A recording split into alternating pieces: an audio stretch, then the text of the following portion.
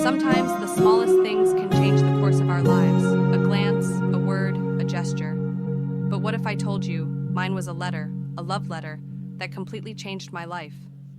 It all started when I was 19.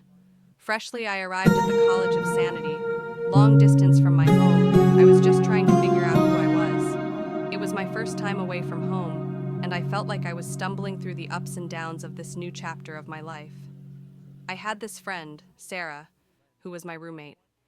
We were inseparable, but she was such a different me. She saw the world through a lens that I couldn't quite understand at the time. She was always wise beyond her years, and while I admired her, I never thought of her in that way, until one night.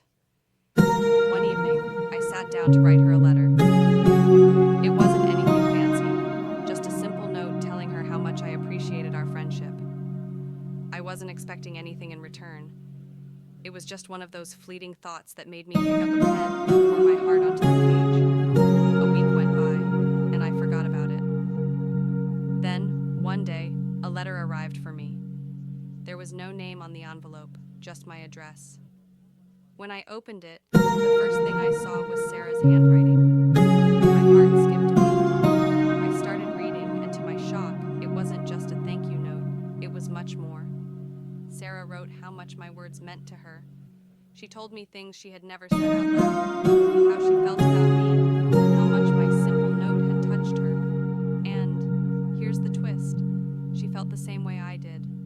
She had been holding back for so long, too afraid to admit it. That letter changed everything. It was the beginning of something neither of us had expected. We didn't just remain friends. We became partners, soulmates. We started a new chapter of our lives together, all because of a simple letter that spoke the truth neither of us dared to say face to face. Looking back, I realized something important. We often hold back our feelings because we're afraid of what might happen. We're scared of rejection, or even just the vulnerability that comes with telling someone how we truly feel. But sometimes, it only takes one small